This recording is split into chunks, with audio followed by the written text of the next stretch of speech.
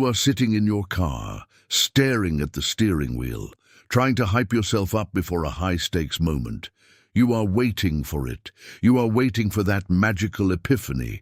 You are waiting for that sudden, warm wave of absolute certainty to wash over you so you can finally step out of the car, walk into the building, and take action.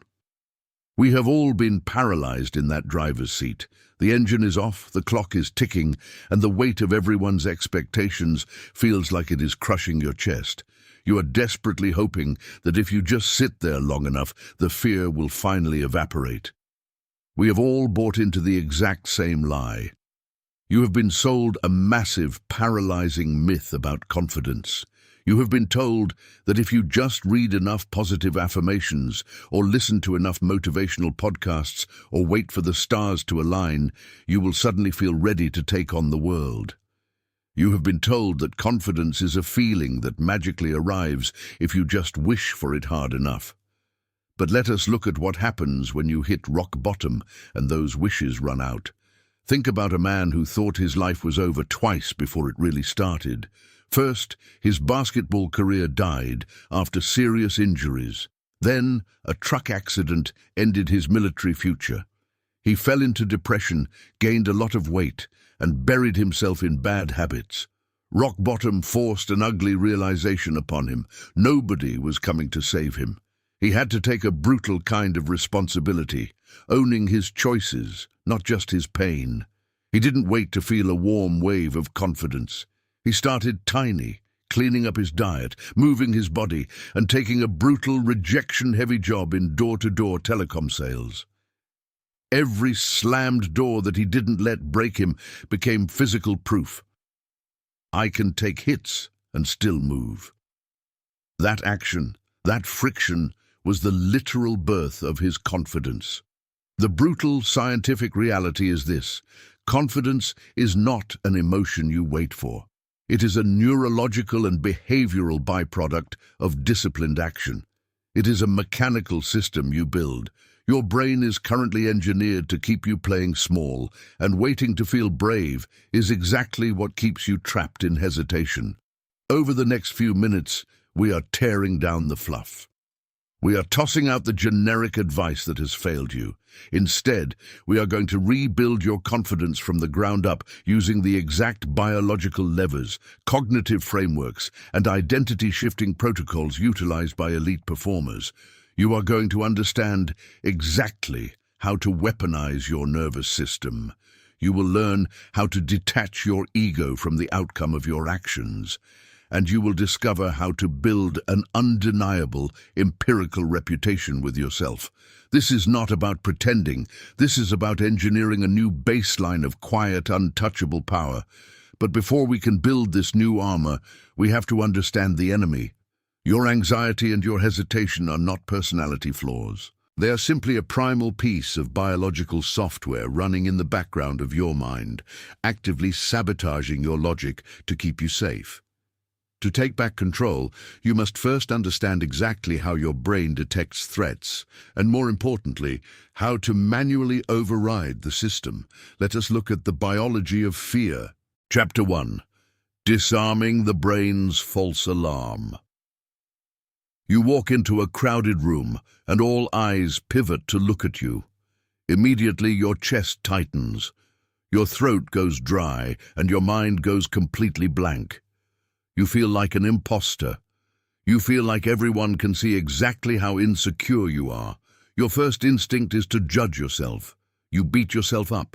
You tell yourself that real leaders do not feel this way, that confident people do not get sweaty palms or shaking voices. Stop beating yourself up. Your anxiety is not a weakness. It is just an outdated survival mechanism. Deep inside your brain sits a tiny structure called the amygdala. Think of it as a primitive, highly sensitive smoke detector. It constantly scans your environment for danger. The problem is, this smoke detector has not updated its software in thousands of years. It cannot tell the difference between a physical predator in the wild and a room full of people staring at you. When you feel that sudden, crippling self-doubt, it is just this primitive system flooding your body with stress hormones like cortisol. That chemical flood literally shuts down the logical, intelligent part of your brain, the prefrontal cortex. That is why your mind goes blank. Recognizing that your inner critic is just a biological alarm bell and not the voice of truth is the very first step to taking your power back. Most people fall into a trap. They believe they have to feel brave before they act. But waiting for the fear to vanish guarantees that you will be paralyzed forever. Your brain's threat detection system only powers down after it realizes that the action did not actually kill you. Action must always come first. Courage is the toll you pay up front to earn confidence on the back end. You cannot stop your brain from generating anxious thoughts, but you can destroy your attachment to them. Psychologists call this cognitive diffusion, but on the street, it just means learning to treat your thoughts like background noise rather than facts. You have to stop saying, "I'm a failure." You must start saying, "I am having the thought that I am a failure." That slight shift acts as a circuit breaker. You realize your thoughts are just passing data, not absolute truths. Let us look at how this plays out in the real world. Think about a time you were on a massive university or company video call. 50 people are staring at your little video box. You are presenting, and suddenly you completely lose your train of thought. Total brain freeze. The silence stretches, your chest tightens, and you feel that hot flush of absolute panic creeping up your neck. The amateur fights the emotion. They silently beg themselves to calm down, which only spikes their stress further. They start scrambling, apologizing, and stammering, but the operator does something different. The moment that panic hits, you apply the biological brake. You mentally acknowledge the glitch. You realize your brain is just dumping adrenaline because of social pressure. Instead of hiding it, you own it. You say out loud, "Hold on, my brain just rebooted for a second. Let me pull that slide back up." By owning the glitch, you instantly kill the awkwardness. You prove that you are radically unbothered, and you force your logical brain back online. You turn an overwhelming flood of fear into a manageable moment. Now, think about the trap of over-explaining. Over-explaining yourself is a biological submission signal. Imagine a friend constantly peer-pressuring you into going out when you are completely exhausted. Or imagine a relentless salesperson cornering you. They hit you with pressure, and your insecure mind instantly starts making up fake stories. You invent excuses about feeling sick, or having to work early, or needing to check with your family. Every time you do that, you hand over your power. Confident people do not live in apology mode. When you need to set a boundary, give a complete sentence and stop talking.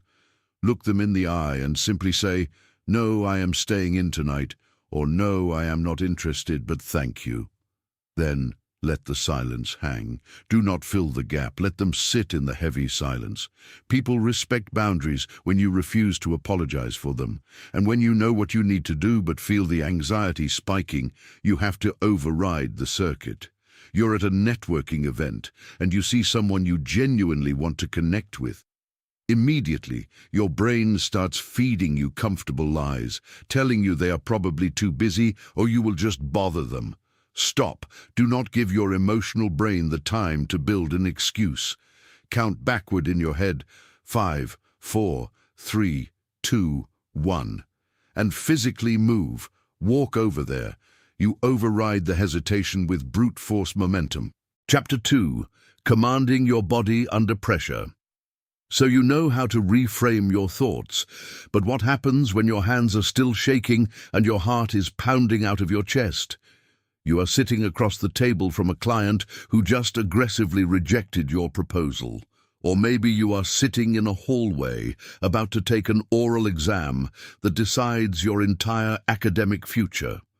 Your mind knows exactly what to say, but your body is betraying you. Your breath is shallow, and your voice shakes when you try to speak. Here is the absolute truth. You cannot think your way out of a physiological panic attack. If you try, you will lose. You have to hack your physical hardware first. Science calls this somatic regulation, but really it is just forcing your body to hit the hardware override switch. Your brain is constantly reading your body language to determine how you should feel. If your shoulders are slouched and your head is down, your brain assumes you are defeated. It limits your assertiveness and spikes your stress. But when you adopt an expansive, high-power posture, you mechanically signal to your nervous system that you are dominant, safe, and in control. You are reverse engineering confidence from the outside in. Remember the man who lost his basketball career and military future. One of his core tactics was stacking tiny physical wins. Even just 10 to 15 minutes of movement a day gave him visible proof that he could change his physical state, and that bleeds into every area of life. When your anxiety spikes, your sympathetic nervous system, your fight or flight response, accelerates your heart rate. To regain control, you must manually trigger your body's natural brake pedal. You do this by extending your exhales. Deep, slow breathing directly stimulates the vagus nerve, a massive nerve running from your brain to your abdomen. When you stimulate it, you force your heart rate to drop, and you bring your logical brain back online in real time. Let us make this highly practical. You are about to walk into an interview for a job that would change your life. You are sitting in the waiting room, hunched over your phone, scrolling nervously. Your brain is reading that slouched posture and pumping out pure stress. Stop. Get up. Go to the restroom and lock the stall door. Plant your feet, pull your shoulders back and lift your chin for 2 unbroken minutes. Breathe deeply into your stomach.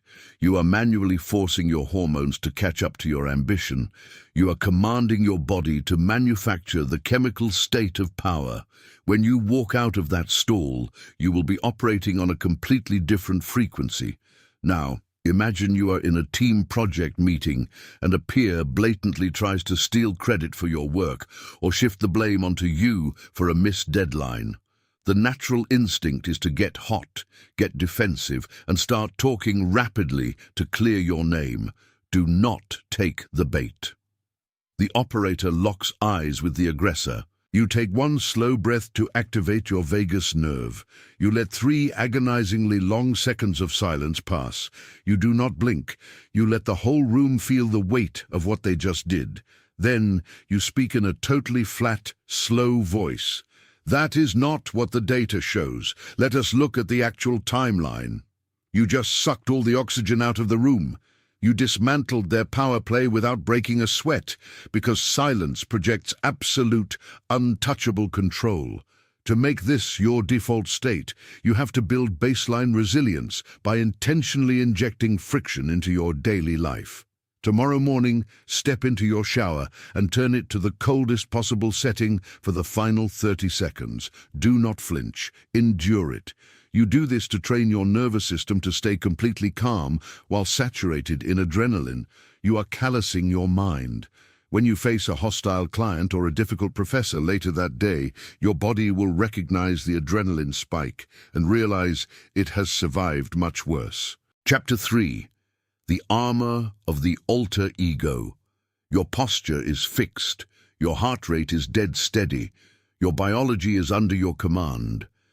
But as you stand outside the doors of your next big challenge, a quiet, annoying voice in the back of your head whispers that you do not belong here. You feel like a fraud. You feel like a little kid wearing an oversized suit, just waiting to get caught. We call this imposter syndrome. It is the final psychological brick wall between you and your potential. Consider the story of a girl who grew up in deep poverty in Kenya. She was often at the bottom of her class, carrying heavy emotional fallout from fear, shame, and uncertainty. School felt like a place that constantly confirmed she wasn't good enough. If she had walked into her future as that same terrified girl, she would have crumbled. But then, one decision changed her trajectory. She applied for a scholarship from a girls' education non-profit. They didn't just pay her fees, they gave her mentors, leadership training, and a community encouraged to speak up. What she actually did was rewrite her label. She stopped seeing herself as the poor, weak girl and started acting like a young leader in training.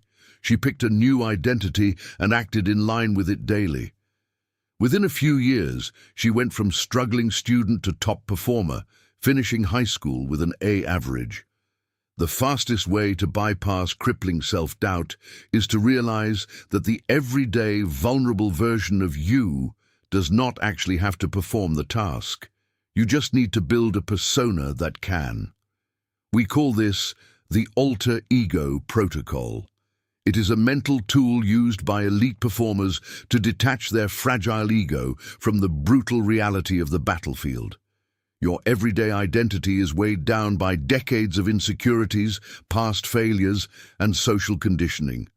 When you step onto a stage or into a negotiation as your everyday self, you drag all of that heavy baggage with you. It is exhausting. To override this, you must construct a secret identity. You define a specific persona, equipped with the exact traits you need for the fight: ruthlessness, absolute calm, or articulate charm. When you walk into the room, it is not the anxious, insecure version of you taking the hits. It is the impenetrable armor of your alter ego. Imagine you are a freelancer or a small business owner. A huge client is 60 days late on paying you. The everyday you is a nice person who hates conflict and does not want to ruin the relationship. If you send the email as the nice guy, you will use weak words like just checking in or hoping you could take a look. This is where you activate the alter ego. Let us call him the debt collector. The debt collector does not care about being their friend. The debt collector only cares about getting paid, but an alter ego is useless if you cannot activate it on command. You trigger this mental shift through a physical totem, an object that trains your brain to fire off a specific habit automatically. You put on your physical totem, maybe a specific pair of blue light glasses or a heavy matte black watch. The ironclad rule is that this object is only worn when you are actively operating as the alter ego. Over time, that object becomes a literal neurological switch. You put on the glasses. You take a deep breath. You leave your fear of conflict behind. You write a cold, clinical, highly professional email demanding payment by Friday. You hit send, take off the glasses, and go back to being the nice guy. You let the armor take the emotional hit. Or imagine you are a naturally quiet student forced into a highly competitive academic debate. You build a persona called the scholar who only cares about dismantling arguments with cold, hard facts. Before you step up to the podium, you physically touch your totem, perhaps a premium pen. You draw a line in the sand. You step up not as the anxious student, but as the scholar. The audience is no longer judging your fragile ego. They are engaging with your armor. Chapter 4. Absorbing friction and redefining failure. You did the work. You put on the armor. You stepped into the room, took a big swing, and you completely failed. Right in front of everyone. You feel your face getting hot. You feel like the floor just dropped out from under you. Let us be real for a second. We have all taken a massive public loss, and it hurts deeply. Your brain immediately screams that everyone is judging you and that your reputation is permanently scorched. But that feeling is a lie. It is a cognitive bias called the spotlight effect. In everyday terms, it is main character syndrome. It is a psychological glitch where your brain drastically overestimates how much other people actually notice your mistakes. The truth is, everyone else is way too obsessed with their own insecurities to care about yours for more than a few seconds. Fragile confidence shatters the second you look foolish. But anti-fragile confidence means you use public failure and the fear of not knowing enough as literal fuel. Take the case of Michael, a developer and classic high performer who secretly felt like a fraud. He believed his value came from knowing everything, so every gap in his knowledge felt like proof that he didn't belong. He avoided big projects, stayed in the background, and let others take the spotlight. His turning point was brutally simple. He rewrote his internal rule. Instead of telling himself, "I must already know everything," he adopted a new law. My value comes from learning fast, solving problems, and contributing, even when I'm not sure yet. With that new story, he started volunteering for harder projects and speaking at industry conferences. His fear didn't disappear, but it stopped making his decisions for him. When the environment gets chaotic, you do not panic. You absorb the friction. Think about giving a toast at a wedding or a massive presentation at work. Halfway through, the microphone feeds back with a deafening screech before cutting out completely. People wince. The amateur panics. They start sweating, tapping the mic, looking around helplessly. They lose the room. The operator plays a different game. You become the emotional thermostat of the room. You refuse to match the chaotic energy. You step away from the broken equipment. You intentionally drop your speaking volume and slow down your physical movements. You project your voice naturally and continue from memory. By holding your baseline calm when everyone else expects panic, you instantly become the unspoken leader of the room. You dictate the temperature. To get to this level, you have to actively hunt friction. Think about being at a new gym, and you do not know how to use a complex machine. Your ego tells you to avoid it, so you do not look stupid. Or you are the junior employee in a meeting where senior executives are throwing around acronyms you do not understand. Hunt the friction. Walk up to the most intimidatingly fit person at the gym and ask them how the machine works. Raise your hand, stop the meeting, and ask the executives to define the acronym. Do this knowing you might look like a rookie. You must gather raw, real-world proof that looking foolish will not actually kill you. Expose yourself to the friction until the fear burns off. Like Michael the developer, force your brain to see you as someone who rises to challenges by committing to something slightly above your current level before you feel ready. And when the ultimate nightmare happens, like accidentally hitting reply all on a company email with something embarrassing or getting brutally rejected by a dream client, you must completely eliminate the word embarrassment from your vocabulary. Treat public rejection strictly as a scientific experiment. Taking a hit is just data collection. When you get rejected, do not go back to your car and question your entire self-worth. Look at the raw data. Ask yourself, was the rejection due to the timeline, the budget, or the strategy? What exact data did I just acquire that makes my next attempt 10% more lethal? When you redefine failure as feedback, nothing can truly hurt you. Chapter 5. Building an undeniable reputation with yourself. You are standing in front of the mirror at the end of a long day. You survived the friction. You took the hits. But there is a lingering thought in the back of your mind. You wonder if this is all just an act. You wonder if you are just faking it until you make it, and eventually the mask is going to slip. True, dangerous confidence is exceptionally quiet. It is not loud and it is not arrogant. It is the absolute, data-backed certainty that you can figure out any problem placed in front of you. It is an undeniable reputation you build with yourself. Your brain is a literal lie detector. You cannot trick your own mind with cheap motivational quotes. It knows when you took the easy way out. It knows when you hit snooze instead of getting up. And it definitely knows when you executed despite being absolutely terrified. To make this confidence permanent, we have to leverage the way your brain naturally rewards progress. In evolutionary biology, the chemical dopamine rewards you for taking forward action. It is your brain's internal hype man telling you to keep going. We are going to hijack this system by breaking terrifying goals down into aggressively small pieces. By stacking undeniable proof of your competence day after day, you create a foundation that no critic can ever tear down. Do not try to master a massive skill all at once. That is a guaranteed recipe for burnout. Imagine you are at a professional networking mixer or a university social. Everyone is wearing suits, chatting in tight circles. You are standing by the wall, paralyzed by the idea of breaking into a circle and pitching yourself. The amateur tries to force a polished 20-minute pitch and completely chokes. You take a different route. You shrink the battlefield. Your only goal for the entire night is to walk up to one circle, wait for a pause and say, "Hi, I don't think we've met yet. I'm John." That is it. You do not even need a follow-up. By shrinking the goal so small that you guarantee a win, you trigger a continuous drip of dopamine that literally rewires your brain for success. Next time, you stay for one question. You build the armor brick by brick. To prove to your brain that you are a reliable operator, you need hard empirical evidence.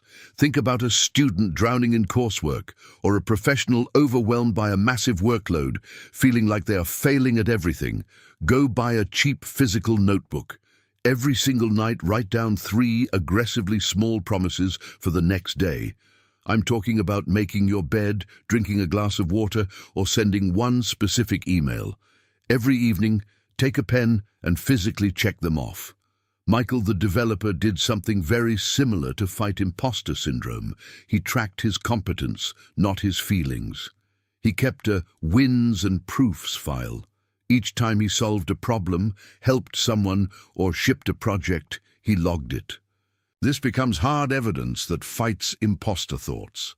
The reason you do this on physical paper instead of on your phone is to build a visual, undeniable ledger of your own reliability. When your brain sees a month of checked boxes and documented wins, imposter syndrome literally starves to death. You have the receipts. Finally, you must reach the ultimate level of psychological freedom, dropping your ego. You are hanging out with a new group of friends, trying to learn a new sport or hobby they are all already good at. You're going to look foolish at first. You must stop asking how you look while doing the work. You must start asking how effective your process is. Picture a martial artist drilling a basic punch 1,000 times in an empty gym. They are not doing it for applause. They are doing it for the pure obsession with mastery. When you shift your entire focus from external validation to internal execution, you become untouchable. The work itself becomes the reward. You have reached the end of the line. You now hold the exact blueprint used by elite operators. But let us get one thing straight right now. If you close this app and do absolutely nothing, everything we just talked about was just cheap entertainment. You do not get to listen to a 30-minute audiobook, nod your head, and magically wake up as a completely different person tomorrow. The brain does not work like that. Over the last half hour, we dismantled the actual biology of fear. We taught you how to manually pull the brake on your nervous system using your breath and your posture. We built an alter ego to take the hits so your fragile, everyday ego does not have to. We took the absolute terror of public failure and flipped it into clinical data collection. And finally, we gave you the physical ledger to build an undeniable, bulletproof reputation with yourself. You know the science. You have the protocols. The excuses are dead. Stop saying, "Life did this to me," and start asking, "What can I control today?" Imagine the pure emotional relief of walking into a room and genuinely not caring if people judge you. Imagine what that freedom feels like, the weight lifting off your shoulders, the quiet certainty in your steps. Here is your final directive. I am not asking you to try. I am telling you to execute. Within the next 24 hours, you must pick one activity that scares you a bit, making a high-stakes phone call, setting a hard boundary with someone taking advantage of you, or finally publishing your work for the world to judge. Treat the friction as practice, not a verdict. When the panic hits your chest, you do not retreat. You mentally apply the biological brake, you adjust your posture, you put on your alter ego, and you use the 5-second override. 5, 4, 3, 2, 1. You move. Do not wait for the fear to leave. It is not going to leave. You execute anyway. Courage is the toll you have to pay up front, and confidence is the receipt you get on the other side. If this playbook gave you the hard truths and the biological leverage you have been starving for, then you belong here. Hit the subscribe button to join Audiobook Brew.